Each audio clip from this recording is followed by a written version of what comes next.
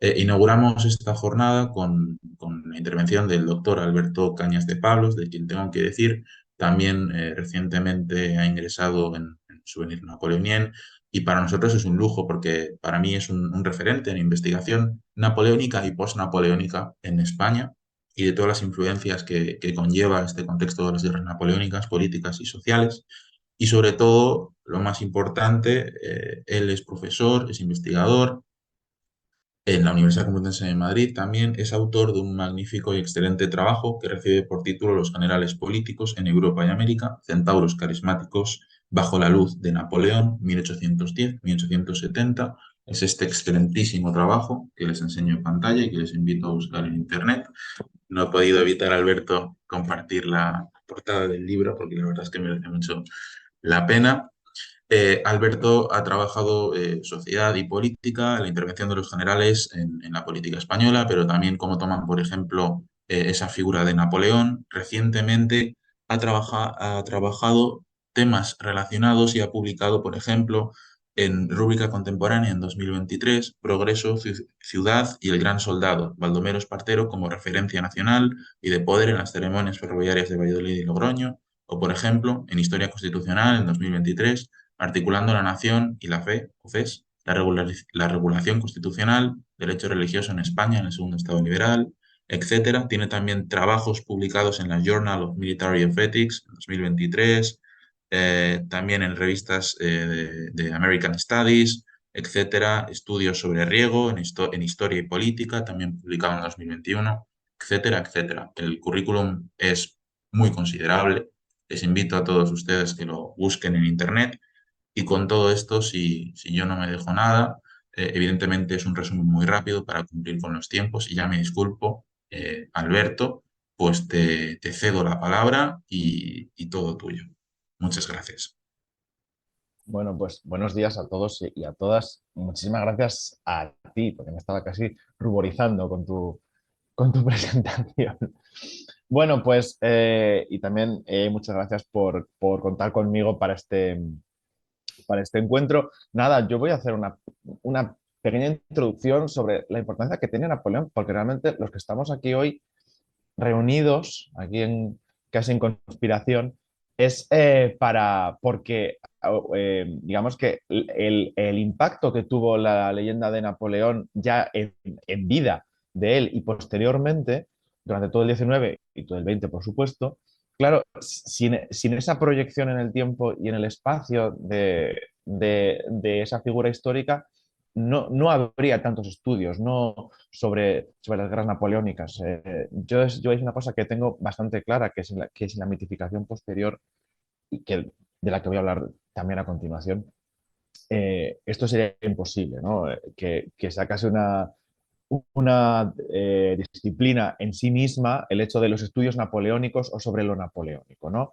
Entonces, bueno, pues de aquí este título de la orientación corsa, que es una licencia poética, y Napoleón como eje de referencia en la historiografía política y militar, ¿vale? Yo tengo la opinión impopular de que a mí la guerra me importa mucho menos de lo que la gente cree a la hora de mis trabajos. Yo hago cosas más políticas, pero con lo militar de, de fondo. Entonces, bueno, pues para tratar de explicar cómo se difunde esta leyenda napoleónica, cómo tiene un impacto social, político, tremendo en Europa y no solo, bueno, pues hay que partir de lo que yo llamo esa idea de experiencia social bélica, de cómo durante un cuarto de siglo en Europa, desde el inicio de la Revolución Francesa, hasta la batalla de Waterloo y en el caso español de medio siglo, ¿vale? Porque van todas las guerras de independencia posteriores en América, los conflictos internos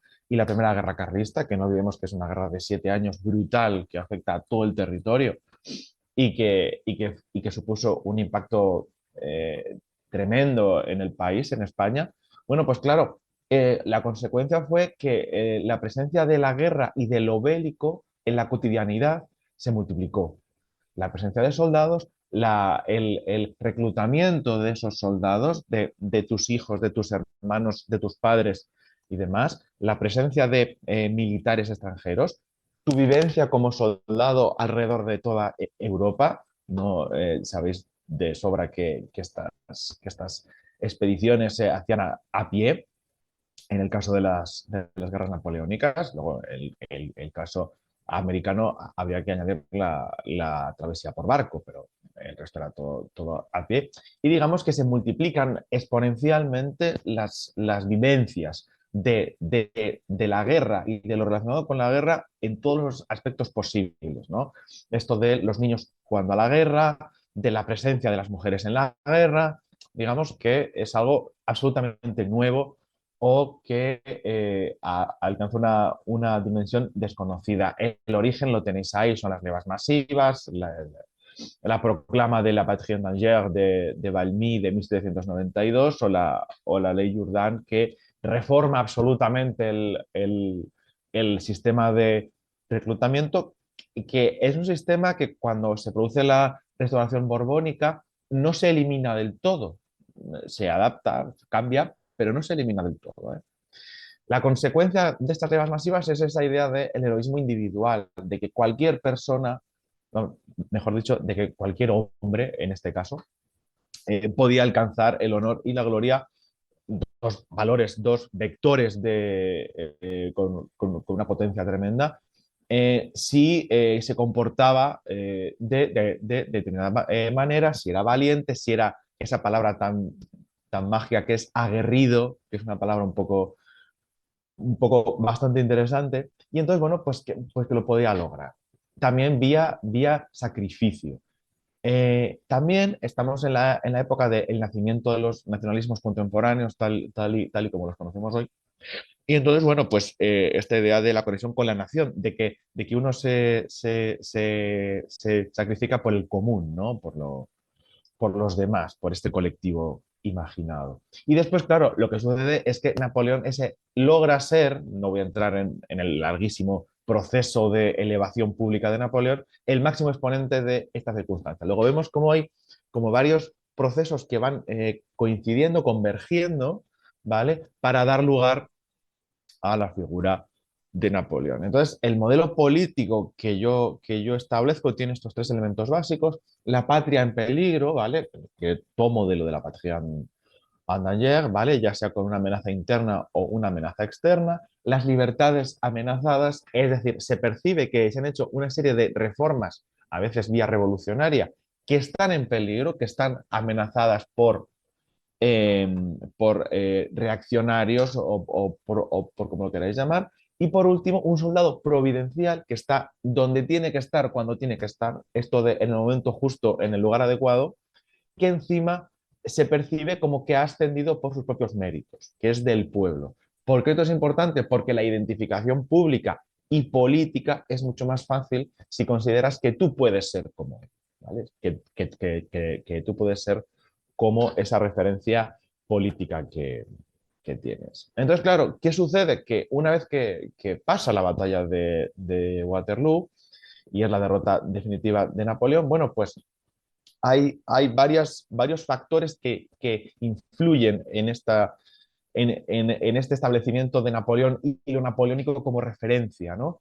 Por un lado, la importancia de los veteranos, ¿vale? Luchando en otros escenarios, como os contaré a continuación, pero también vía las memorias. Las memorias de los veteranos son fundamentales en la difusión. En esta también recreación de la historia, diríamos casi que una recreación de primera mano, porque lo recrean personas que han estado allí, ¿no?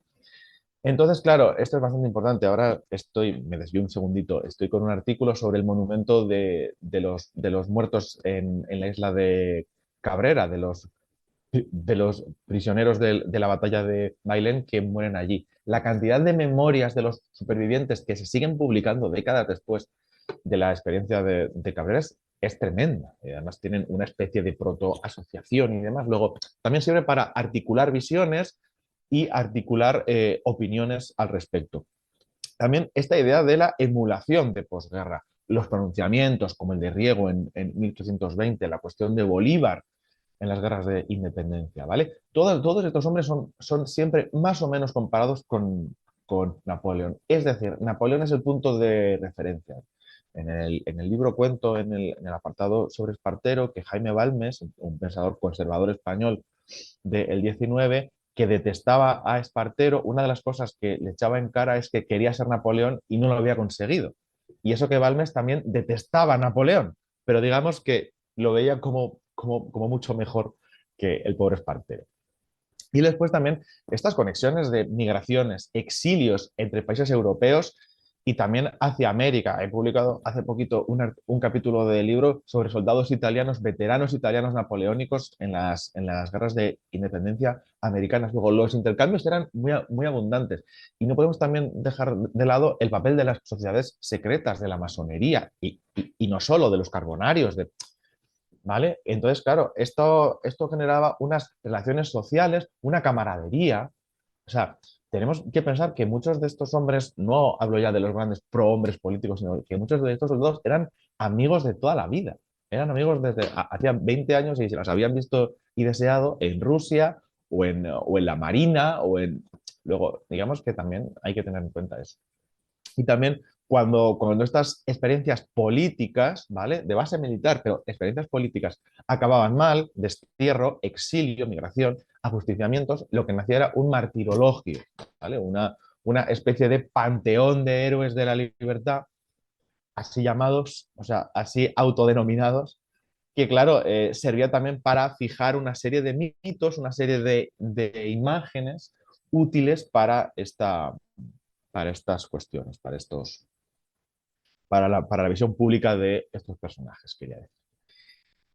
Bien, ¿qué emuladores he trabajado yo humildemente? Pues básicamente los que tenéis ahí. Ahí también, hablo también de los americanos, pero el más importante es Bolívar y también se podría mencionar a Agustín de Iturbide en México, cuya coronación fue una ceremonia sincrética entre la reciente coronación de Napoleón por un lado como emperador y por otro los tradicionales ritos españoles de coronación. Pero sí que me interesa más, hoy voy a mencionar sobre todo en los casos españoles de Riego, los retratos napoleónicos de Riego son abundantes, los mitos, lo que hoy llamaríamos leyendas urbanas de posibles confabulaciones entre Riego y Napoleón para conquistar Francia en 1820 desde España no fueron escasos. Baldomero Espartero, hay incluso viñetas que lo comparan directamente con Napoleón. Hay una fantástica en la que Napoleón se le aparece en sueños y le acusa de querer imitarlo y de quedarse por el camino. Y el caso de Juan Prim, algo más difícil, más alejado en el tiempo, pero bueno, sí, esta idea del hombre providencial en un momento específico, en un lugar específico y que bueno, pues eso. El caso italiano, o sea, perdón, para los casos europeos, Italia, tanto Guglielmo Pepe en los motines de 1820-21 y Garibaldi es un referente evidente. Saldaña también, llamado directamente el Napoleón portugués. Pensad que a todos estos hombres, a todos estos generales políticos, se les comparaba con Napoleón para bien y para mal. Cuando se quería hablar de heroísmo, de defensa, de sacrificio, era para bien.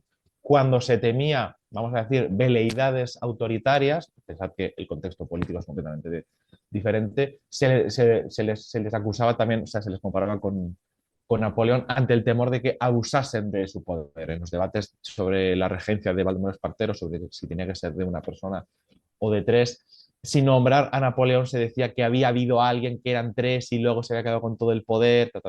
¿Vale? El caso de Jean Bernadotte es bien interesante, un mariscal del imperio que peleó al lado de Napoleón para luego pelear contra Napoleón, siendo ya príncipe heredero de Suecia. Suecia lo elige literalmente por ser un mariscal de Napoleón, para qué decir más.